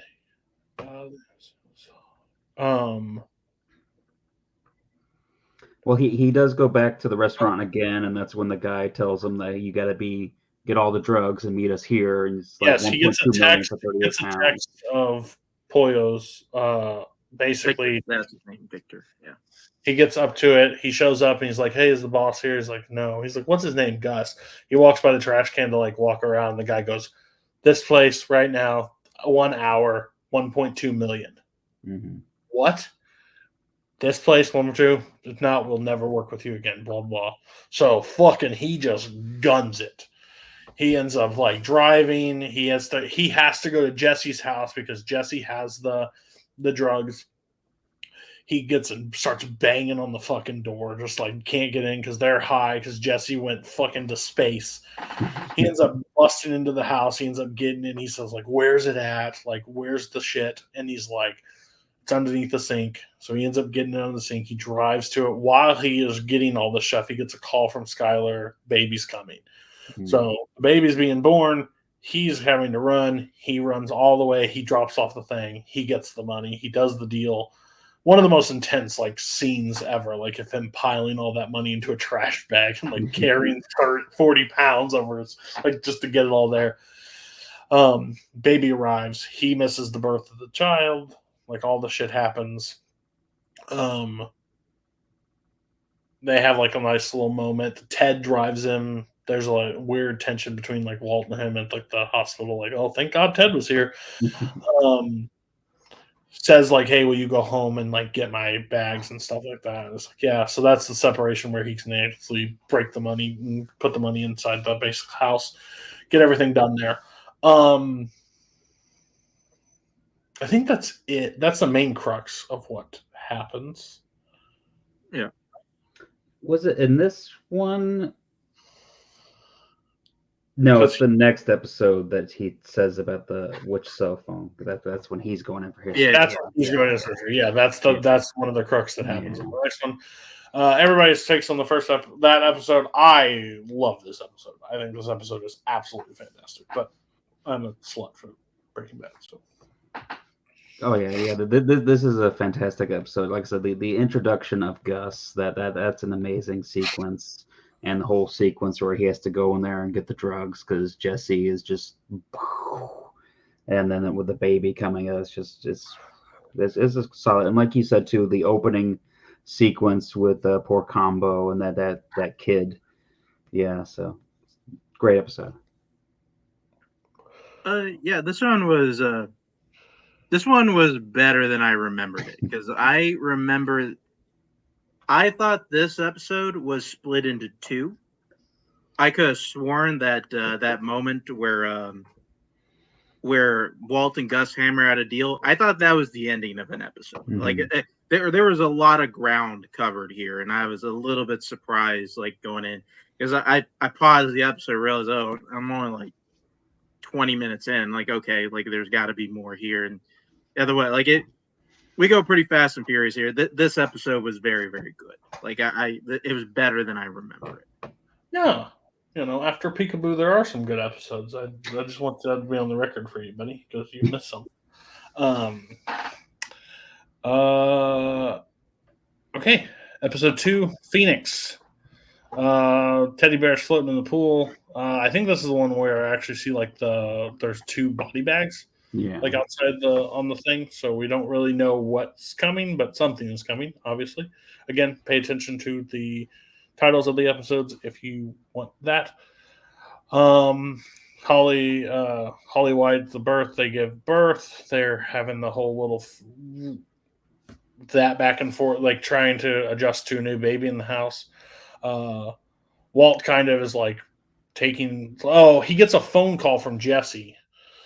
Because Jesse's like, where the fuck? Somebody broke into my house. They stole right away my meth. He's like, you fucking idiot. Like, you're so stupid. Like, I've been robbed. How can I work with somebody like this? He's like, what? Like, and he just hangs up on him. He gives him no, like, sense, like, hey, I did it or anything. He just makes him fucking panic and worry. Um.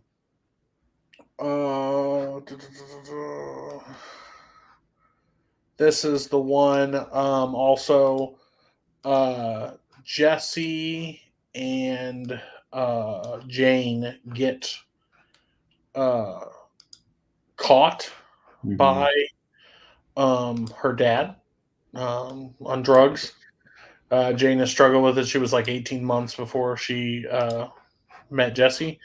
So that situation has come to a head. He's like, you know what? The last thing I have to do, this is the only thing I have to do. I'm going to call the cops. Like, maybe you'll get clean finally for behind a jail cell. She ends up like convincing him to like, no, Dad, like, promise I'll go in the morning. Like, just let me go in the morning. I swear, like, I'll have everything ready. I'll be there. Blah blah. She's like, and like, he agrees. He's like, fine. Yeah, until the morning. Poor guy. Like, that's just fucking crazy. Got manipulated again, basically.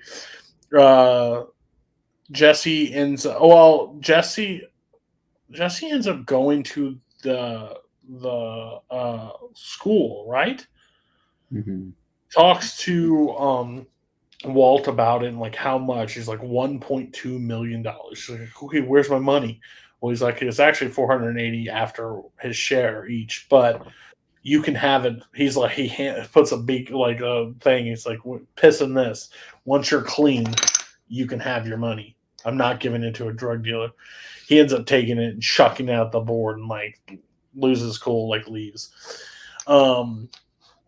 Jesse ends up telling Jane about said money. So he calls Walt, basically, hey, I need a letter of recommendation. He ends up calling Walt. Jane's on the phone and starts blackmailing Walt, which I think we learn a very valuable lesson. Is you don't blackmail Walter White in this situation. Walter White gets blackmailed. He says he brings over the money, or he's going to tell everything. DEA husband or DEA brother-in-law, drug school. This will be news in the morning. Blah blah. So he makes the deal to end up going over to deliver the money because he knows he just can't get away from that situation.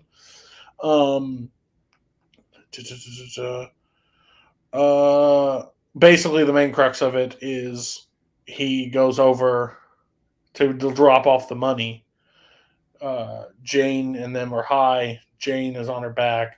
She starts puking. He lets her die. He stands over her and just like watches her just die. And he has a battle with like empathy because like he goes to like run over to like move her over and he just stops and he stares at her. Because even after he gives him the money, she's still like saying like, well, we might not say anything, but we might still say something down the line. Who knows? You'll never know if you're going to be safe or not. Yeah, so he fights with that shit, and then he just lets her die. Which I've listened to him describe this scene like he pictured his own daughter in the situation, and that's when he like breaks down at the end of it. Like he has. They did tease it earlier in the episode too, when they said that to put the baby on her side, so if she throws up or anything while she's sleeping, and then they also teased it again where Jane told Jesse he needs to sleep on his side, so in case he throws up or something. So they teased it twice in this episode. Yeah, and the third time's the charm. He sits there and like has an actual like visceral reaction because while filming it, he pictured his daughter in that same situation, and that was a genuine like breakdown like moments when he had it. But he ultimately decides to not intervene and allows her to die. Basically, just saying like that's the like he's now switched. Like he's doing it to save himself, and I think he's also partially doing it to save Jesse too. Yeah, it's kind of a mixture situation. Like that's where he can like justify it in his head, but like his situation is like he sits there and just is like, well, what's done is done. Like now there's nothing that's going to stop me from doing what I want to do. And I think he just kind of realizes like how much money is like presented in front of him. Like he just got that for $1.2 million for doing the work. I don't know because the next episode is when we find out like he shows up and all that stuff. Anything else I missed from this episode? One scene that I really liked in this episode is when Walt has the baby and he takes her and he shows her the money. As this is his first chance to really show somebody, like, look at what I did. This is what I did for you. Yeah, like, this will be all yours someday. Yeah, I think that's it. Mm-hmm. Great episode. Also, I think it's a crucial part of this episode. I think it's a very like. It's not as action packed as the last one, obviously. Like, it doesn't have those moments, but it has great character moments that Walt has always had control over Jesse. Mm-hmm. And there's one foil that now he can't. And the moment that presents a push against Walt, he takes her out. Like, he doesn't intentionally take her out, but he benefits from being able to let her die. Because if he didn't show up, she dies anyways. Like, she doesn't roll over. There's no way for her to roll over. So she's dying either way at that situation. He just had the chance to intervene, and the evil side of Walter White came out. And like in his head, he's like, oh, well, now Jesse won't be on drugs anymore, and she's in a better spot. No, he fucking killed her. Like, he helped her die. Like, there's no question about it. So is this the point where you would say he's no longer redeemable at this point? Is this where he crosses that line? Yeah, this is the line where he's done. Like, this is the one side that Walt has officially Heisenberg, in my eyes. He's let an innocent person, regardless blackmail or not, die, like, in his hands. Like, he could have avoided this whole situation, and like, he chose to, like, he even sees himself like the Jackal and Hyde. Him and Gus are very similar in that regard. He has that switch when he's around his family. He does it, but when he looks at her and goes, "Oh, I can roll her," and then he just stops and stares. That's the moment where he knows he's.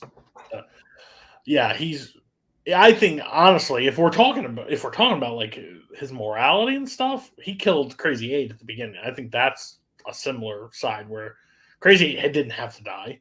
There's no situation. Like, I understand his fear and everything that played into it, but he killed a guy. And once again, like, he rationalizes, like, well, if I don't kill Crazy 8, Crazy 8's going to come kill my family. Yeah. So he rationalized all this stuff as to he's protecting himself and his family. He has a justification for everything, but once he crosses a certain path, it's over. It doesn't matter in that. So but Walt is still in there. And that's it hasn't officially been broken. It will be broken. We know that later. But this is where it's like officially snapped. And like, he has that bounce back. He has it officially.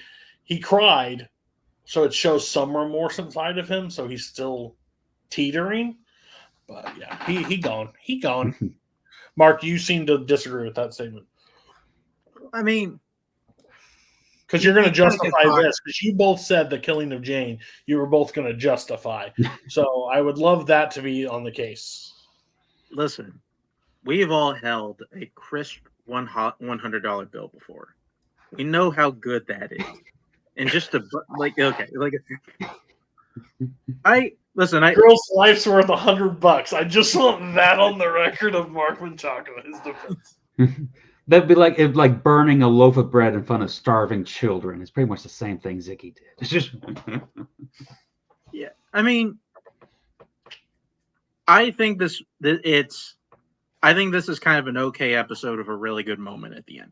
I mean, like, that's kind of how I felt like throughout this one, just because I just felt kind of largely annoyed by most of especially this is a penultimate episode, and we're going back and forth with the foibles of Jesse giving you my money, and like, I'm not giving you money, you're a fucking drug addict, and like, it just feels like we're kind of quibbling with like a lot of little stuff here, and it's like Jane's here, and like I give a little bit of a shit about Jane, whatever, like, and then we get to the Jane moment. I've kind of felt like this since the first time I watched it, and kind of since going here, which I get the impact. I 100% do, because he's there. He could have stopped it, and he chose not to. And he honestly doesn't really have that great of a reason to not stop it. Like, and understand it completely. I just don't. I feel like at least throughout the show, I think he has bigger, especially whenever we talk about him being redeemable or not. I feel like it's still in there just slightly because I think he has a couple. He has one moment, because he has one moment, especially a little bit further on in the show, like where that was a moment to me. Once he did this, it's over. Like he's not. He's not. No, yeah. I don't disagree with you that there are worse things that this man does. I think this is the one. This also shows a very clean line that Jesse can't be happy. Yeah. Like Jesse's not allowed to be happy with Walt in the picture because, and not to jump ahead because we'll talk. This will be later on. I don't know if we want to say that him being hooked on heroin is him being happy. No, you're right. No, I'm not saying that. But he had drug addictions prior to this. Like Walt didn't do, like Jane may be accelerated, but I think if Skinny Pete and all them, they're still doing it together. Like that's the difference. I think the main crux is like, I guess this is inside baseball because we know this moment comes back later, which shows how psycho this man is and like where this locks away in his brain. So no, but he does crazier, by far crazier shit later. I do think though this episode does start kind of an interesting topic of how much does Walt care about Jesse, because it is it's maybe as murky a relationship that I've ever seen in television, because you really want to jump to he doesn't care about Jesse at all. But there are actions like in this episode and later on where like he clearly does. Yeah. But like I can't really decipher exactly if he likes Jesse or if he cares about him. Why does he do some things he does that he sees as caring for him? Like it is like I've thought about that. I think it's probably one of the things about this show I've thought about the most because it intrigues me and also just really confuses me at the same time. My rationale between Walt and Jesse, and it's always been this way, and again, this is how I interpret it. It doesn't mean it's right. My always interpretation of Walt and Jesse, Walt cares enough for Jesse up until the point it affects Walt. Once it passes the threshold of messing with what Walt wants, he doesn't care. And if anything, he's a catalyst. He uses Jesse for everything he possibly can get out of Jesse, but he never reciprocates back to Jesse. Like, the thought is, here's my rationale. He could have given him the money. There's no issue, right? The drug test, that says, hey, give me the drug test so I know you're clean, so you don't overdose. My thought process is, no, if I give you this money, you're going to overdose and you're going to fuck something up for me down the line, and I don't trust you to fuck something up. And I have a power dynamic that I can keep this thing that you have away from you. It's like the cat and mouse. He just plays a constant cat and mouse with Jesse, and that's just how I've always felt it. I think that's good, except I think the next season coming up, there is a clear moment where Walt pretty much blows up a good thing to save Jesse. That I think that he prioritizes Jesse over his best interest. Yeah. So, a lot of times that's where. Yes, the next episode is the one time, but I think that's one of the last times too. Yeah. Like he has so much. I think he also has like a limit of how much he can bail out. I think this episode was the last family dynamic episode that we can truly have before it goes south. Like they have to set up like how much he cares for his family, the new baby, and everything else. So we're getting to episode 13, which is ABQ. Basically. The aftermath of Jesse's death. Not Jesse's death. Jane's death. Jane's death. We get one of the ultimate characters. We get back to back like we get Gus and then we get Mike. Pretty much in this 3 run. Mike is arguably one of the best characters in the show that's ever existed. Mike comes up to take care of the Jane, basically clean up all the evidence, make sure it's not that Jesse doesn't take the fall for it. Mike sits down with Jesse and is like, blah, blah, sits him through, gives him like the talking order, smacks the shit out of him so he knows exactly what he's talking about, and like leaves. he ends up calling. Jane's father ends up showing up and sees the body like leaving the thing, and like the amount of effect that has on it.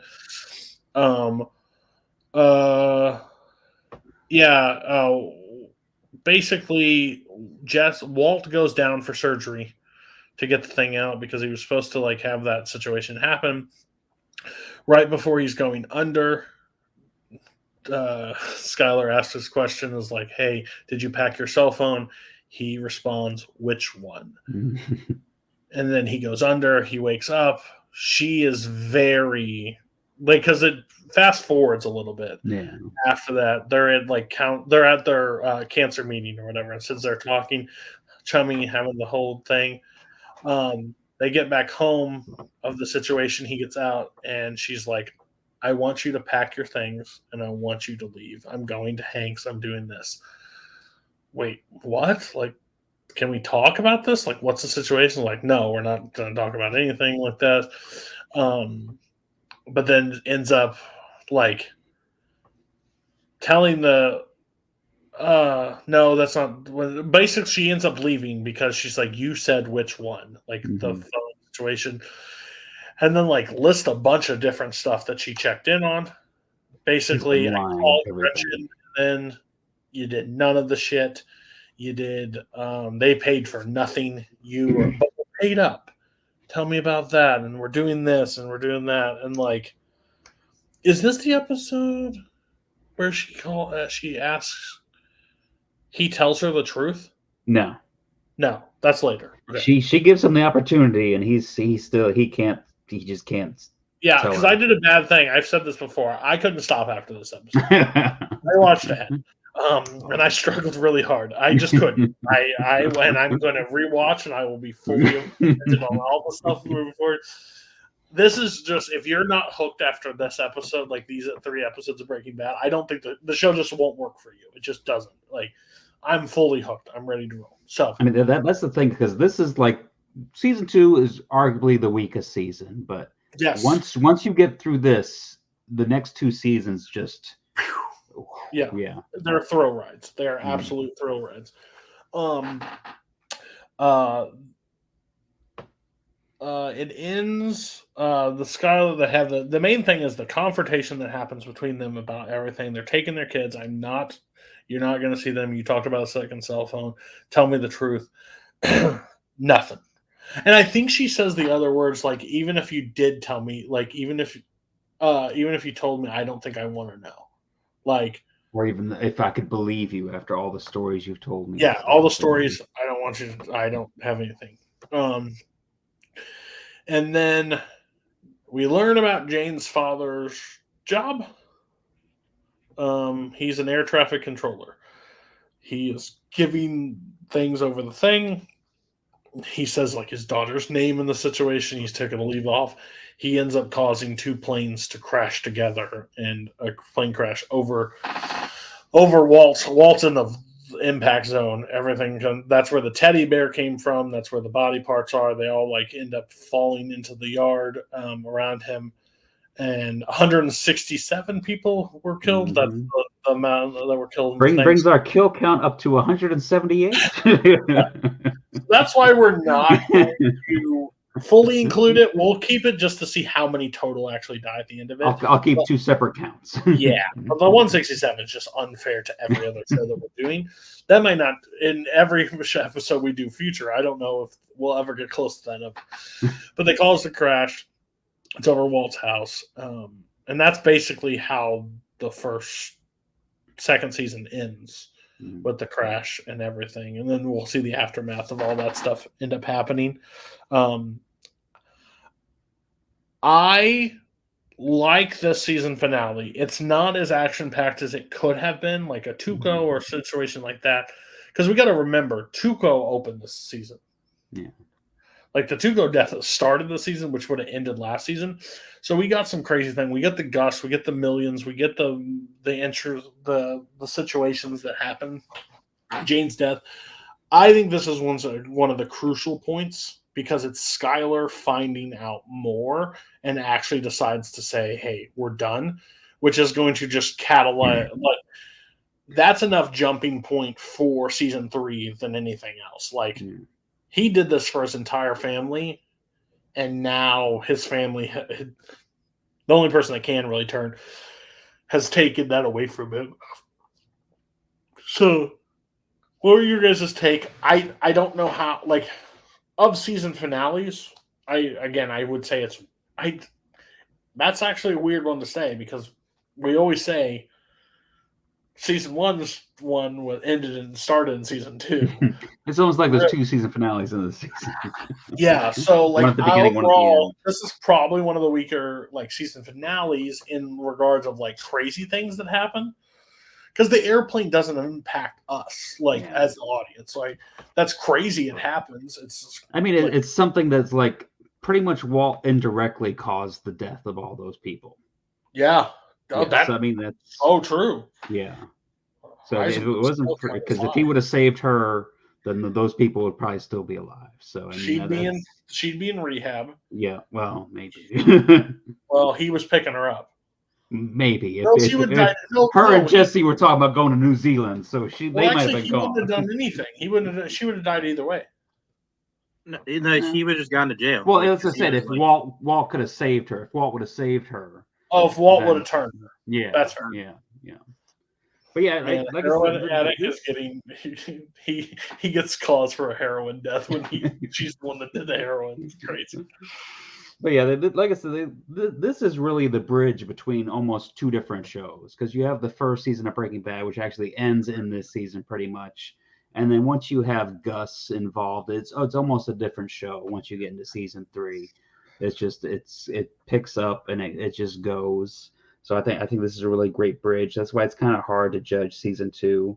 One sequence that we missed in this episode is at the police station, the DEA agent station. Pretty much shows that Hank still thinks that the real Heisenberg's still out there, and it also has Gus as a community leader coming into the DEA station, and he sees Walt's picture and discovers that he's a brother-in-law of a DEA agent. So that's definitely some intel that he's interested to find out.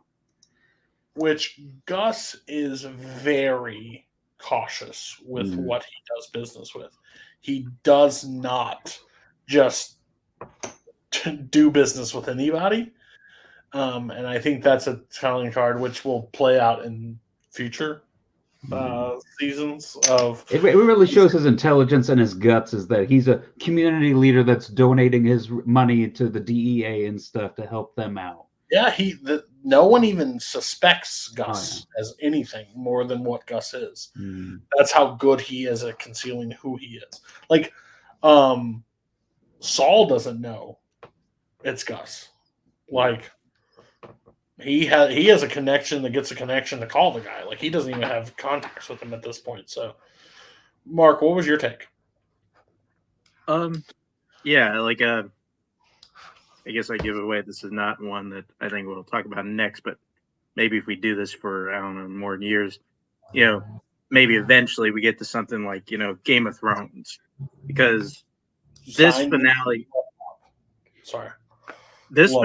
felt a lot like a lot of season finale, like episode 10s of Game of Thrones.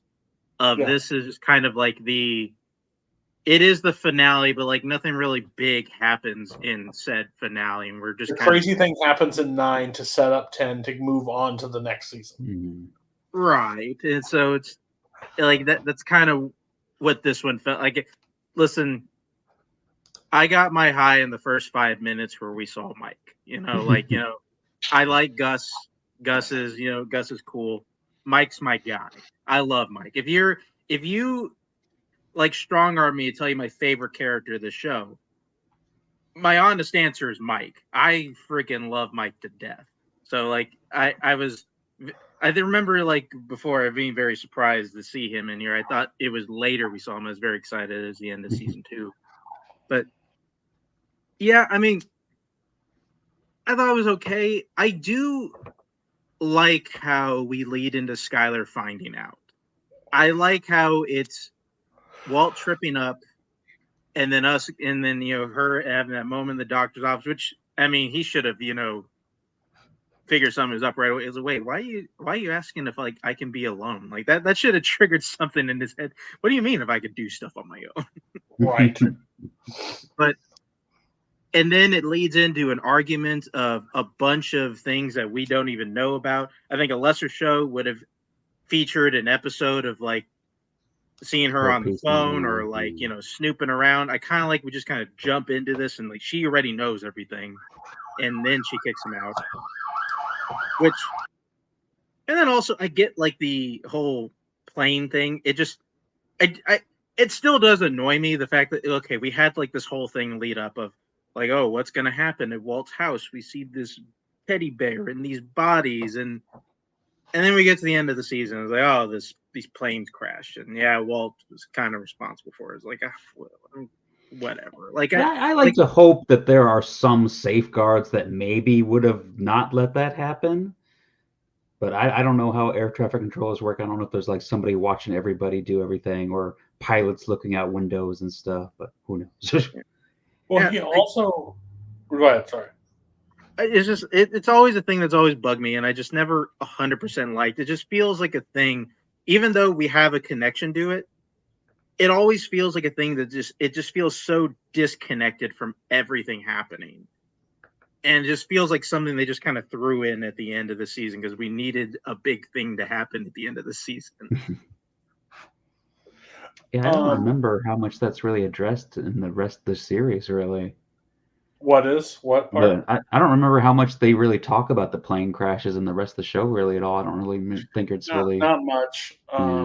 It impacts a few things in season 3. Yeah. Like he goes, oh well. Yeah, we'll get to it. Something happened. But overall, this is also where we kind of missed on this episode that I forgot about was that the fundraiser that Walt Jr. is running. Oh, yeah. It gets all the newscasts and like they put him on Saul's TV. Like genius. Yeah, Saul's just gonna put all the money through that because he's like, I got more money I can spend, but I can't tell anybody about it. So all the money is coming through there, all the donations. And Walt is pissed about it. That's Walt's ego. Because it's his asshole. Walt wants credit. Walt wants to be like, this is mine. I did this. Like I don't want charity. I can't let everybody know my son helped us out. He also does something nice for Jesse. He also puts Jesse in rehab, basically. A really nice rehab too. Yeah, cool green robes and stuff. Breaks him out of the like crack den that he's in, and like puts him in, takes him out of that situation. So gets him clean, tries to help him out that way. Basically, because you're useless to me if you're high. So I need you.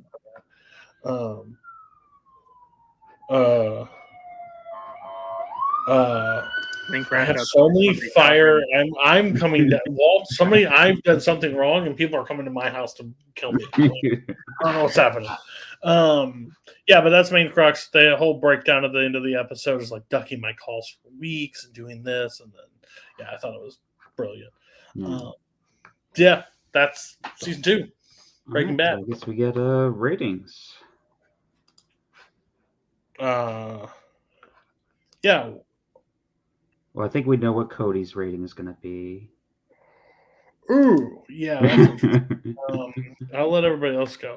I'm just because I think I gave season 1 a 4.0. I know where the show's going, so I'll be fair and say this is a 3.5. 3.5. Okay. I'm gonna make up for it in the next seasons. Okay. Go ahead, Mark. Just do what you gotta do. Oh my god, this is I mean, I say this every time where I feel like, I empathize with Andrew Barr here. I think he may be correct here. Given these quarter scores.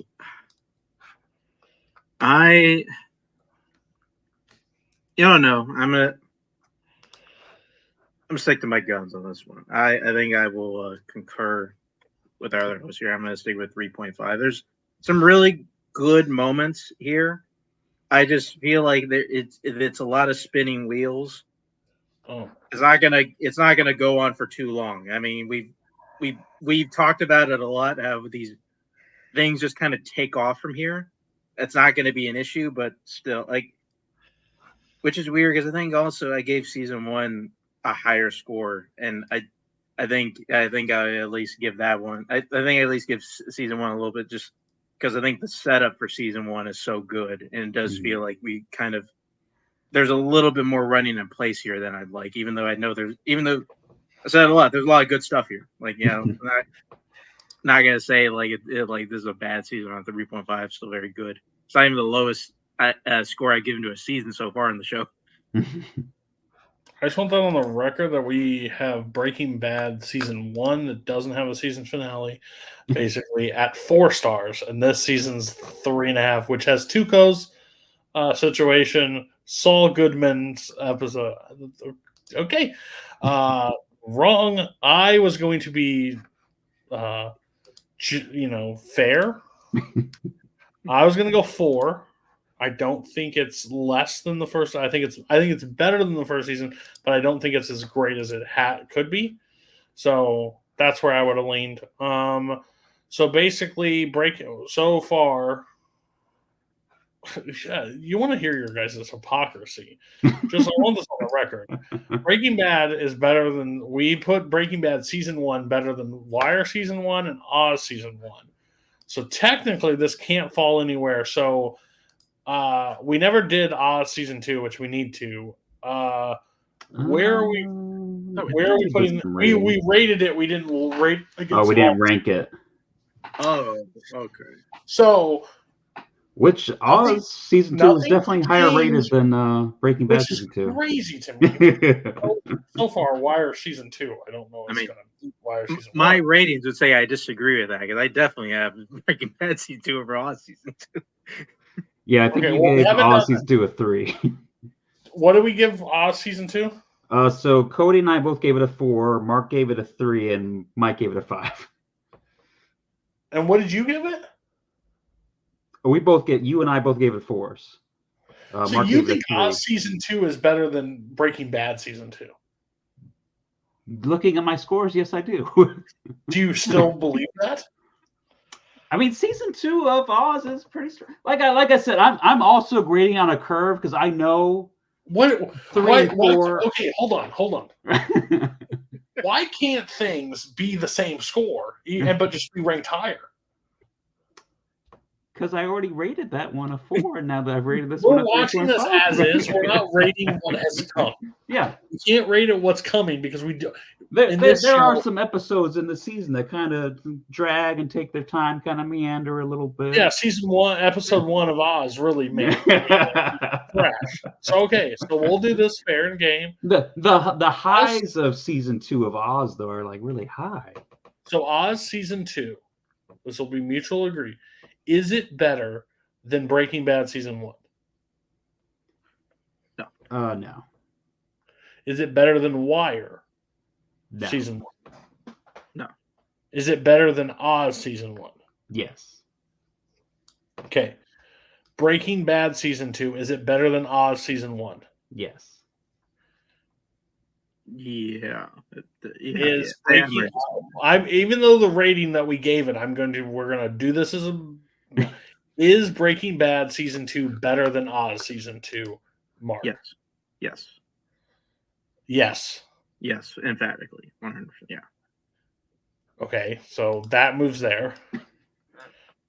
Breaking Bad season 2, is it better than Wire season 1? No. Okay, so that's where it stays. So even though this group has given Oz season 2 a higher rating, had Mike been here, I'm pretty sure that Mike was here, so that maybe does not help the case. So so that's where we're at on that one. That's totally fine. So far, what's the best season overall? Is Breaking Bad season 1? Breaking Bad season 1 is number 1 of the show. Which technically we agreed that Wire and them were tied. They were the same. Yeah, I think we had to like neck and neck. Yeah. All right. I'm fine with that because I know what my 3, 4, and 5 have to come from. Oh yeah, neither one of those are going to be one for much longer. I know where mine will finish. I just think it's going to be interesting once we get in arguments about Breaking Bad season 3 and season 4 versus Wire season 3 and season 4. That'll be interesting. Well, hopefully there's better deaths. You can hang yourself from a doorknob. I've never seen it before. It's fine. Okay. A little long this episode, but we had a lot of fun. I think this was like one of our best discussion episodes that we've ever done. Had a ton of fun. Overall, episode 8 will come out in 2 weeks from when you're watching this one. Yes, me, Matt, and Mark are having a blast doing this show, so we've already talked about future episodes and future seasons. Like we will watch TV as it works. Just we hope you all are enjoying the show as well. Yes. But if not, we don't care. We're going to keep doing it. Like we've said this before, we enjoy doing this show. We don't really care if anybody watches it. We could have like non-released this and still had a blast. It's like a book club for us. This just makes us do it. Yeah. Like this just makes us continuous, and then we're able to talk about the shows that we like. And again, for season 2 that we're talking about, I've seen none of the shows. So if you think Lost Cody during Wire is weird, just wait until 3 shows. I have no fucking horse in any race.